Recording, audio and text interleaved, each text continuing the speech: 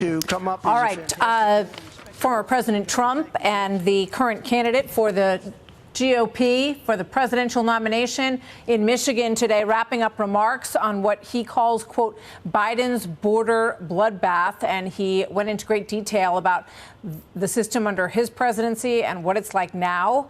He has embraced that bloodbath phrase, even though he got a lot of criticism for it from a speech he gave in Ohio, where he was referring to what he saw as bad news for the car makers. Excuse me.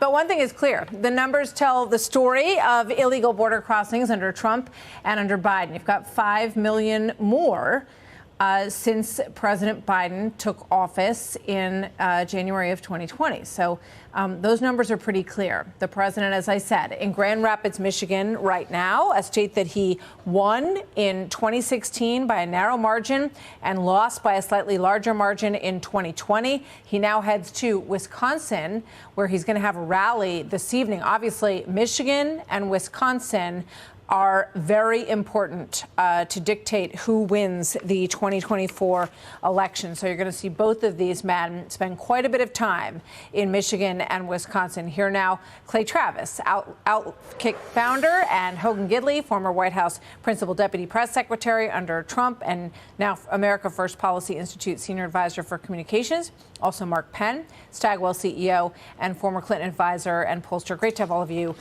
with us, gentlemen. Thank you very much for being here. Mark, I want to start with you.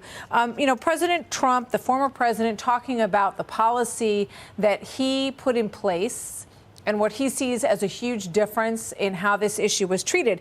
And he basically said, that they remained in Mexico and they got 28,000 Mexican soldiers to the border area in a fairly short negotiation and phone call. How do you think that goes over with voters when they look at these numbers in the Biden column? Well, look, former President Trump has a big issue here that he's winning against President Biden right now. Biden's getting approval ratings in the low to mid 30s on immigration. People prefer Trump's immigration policy now. Immigration has shot to the #1 issue in a lot of polls, an issue that previously had been confined just to the Republican Party. So look, that was a full-on general election speech.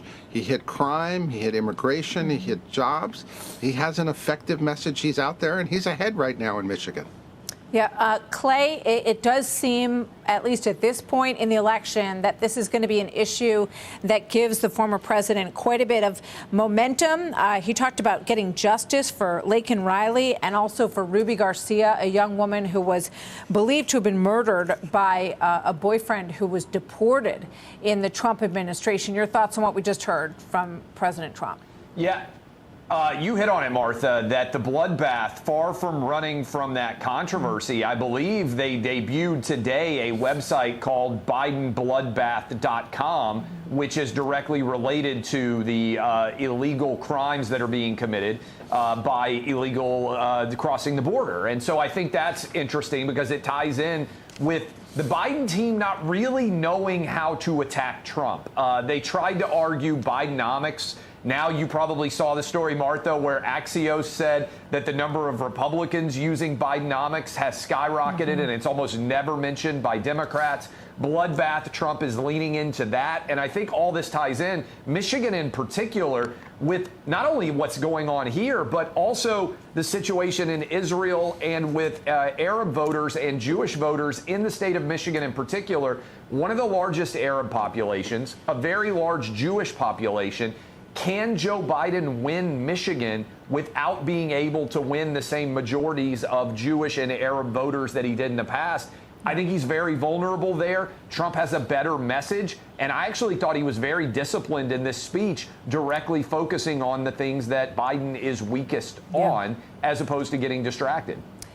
Hogan, it was a messaging speech that we just saw from former President Trump, and it is classic Trump, I think, which you would know well, having worked in the White House and on his communications team, to double down on the word bloodbath, because I think he looks at it and he gets criticized for it. And then he says, you know what? I think this is exactly how people feel about what they're seeing when they look at Laken Riley and they look at this young woman, Ruby Garcia from Michigan, and they look at what's happening in cities like New York. So, I mean, it seems like this puts the Biden team in a really tough spot when it comes to messaging, when he's willing to lean hard into these phrases. No question. Bidenomics, Bidenflation, Biden invasion. This is clearly at the feet of Joe Biden right here. And after Donald Trump used the word bloodbath and the media went crazy, and then the videos came out and showed how many times they themselves were guilty of using the same word. They didn't have anything to be concerned about at all, of course. And in context, he wasn't even talking about people. He was talking about the automotive industry. He said, you know what? I'm going to use this term to my advantage, because what's happening along this southern border is, in fact, a bloodbath. We're losing more than 100,000 people a year in fentanyl overdoses by people coming across the southern border bringing those drugs. And then he talked about so many different cases, and they are so sad and so tragic, but they are 100% preventable. And they are too common. Someone comes across the border illegally. They get caught on all types of crimes, many of them violent. They keep getting let back out into our streets. And then someone who is an American citizen gets murdered because of it. Joe Biden looks around and says these are all someone else's problems, someone else's fault. But this is by design. It's not by accident. They want people in this country illegally so they can get them on the government dime and eventually vote for Democrats in perpetuity. The American people see it, they know it, and they blame Joe Biden. I mean, That's the crazy thing is underwater. that the Hispanic vote is starting to lean more heavily Republican, because Hispanic families want the same things that every other family in the country wants, and it's to live safely and to have a good economy. You know, here's Alejandro Mayorkas, Mark Penn, on September 23rd, 2021. Watch this. We have rescinded so many Trump immigration policies. It would take so much time to list them. No kidding. How's that going to play in an ad, in a Trump ad come fall, Mark?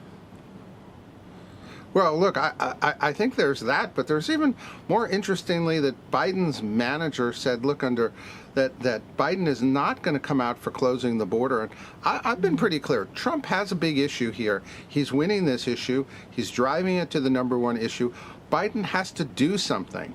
He can't just sit here through this election campaign and let this issue fester the way it is. It's too important in some of these key swing states like Michigan. Yeah, and, you know, Trump talked about the $20 billion. AMLO, the president of Mexico, is trying to put the current president over a barrel. And I heard President Biden, Mark, say something like, well, he won't do it. You know, I could try to persuade the Mexican president to be more helpful to us, but, you know, he's not going to do it. One more thought on that, Mark. Well, look, you know, the truth of the matter is the president of Mexico was insulting to America, and trying to hold America up. I think that Trump has a good issue here, that you've got to be tough with Mexico, because the president of Mexico basically acknowledged that he is purposely sending people across the border, and that has got to stop. Yeah, and he also wants us to lighten up on Venezuela, which obviously has some connections to Iran, which we're going to get into in just a moment. So I think the Mexican president's goals are pretty clear here. Clay and Mark and Hogan, great to see you all. Thank you very much. Thanks, Martha. Thanks, great Martha. team, great panel to discuss 2024 and everything that's going on. We'll have you back soon.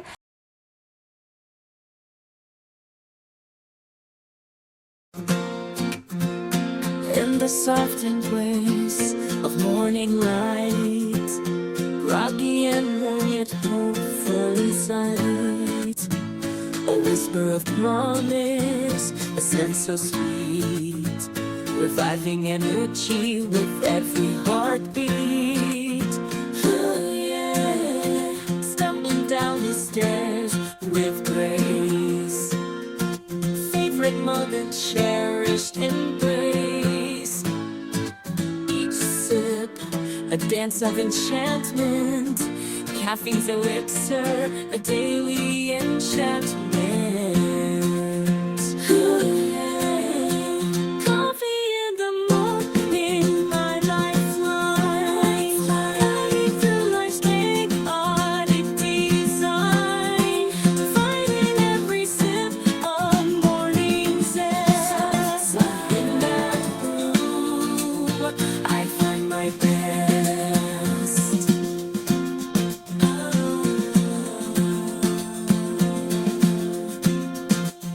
The morning sun, a gentle caress, bathing the world in warmth no less. A symphony of flavors in every pore, awakening senses, a ritual to adore. The kitchen hums a quiet tune as dreams unfold not too soon. Pouring the elixir, stories take flight. In the world of coffee, my spirit alights. I'm a cradled, a vessel of tales. Each sip, a dialogue as morning unveils. Bitterness, a new world of tales. As the day unfolds, a caffeinated tale in morning symphony, where moments prevail. Coffee, my companion in the sunrise quest. In the ritual of morning, my eternal zest. The world awakens, a canvas so bright. In the palette of dawn, a captivating sight. A dance of flavors, a morning trance. In the world of coffee, life's sweet romance.